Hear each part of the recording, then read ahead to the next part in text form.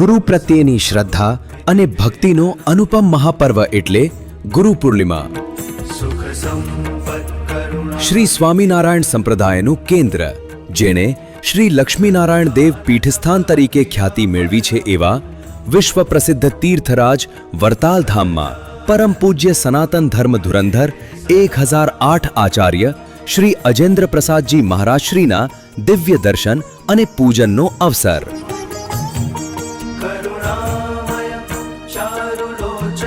તારીખ 29 જુલાઈ 2026.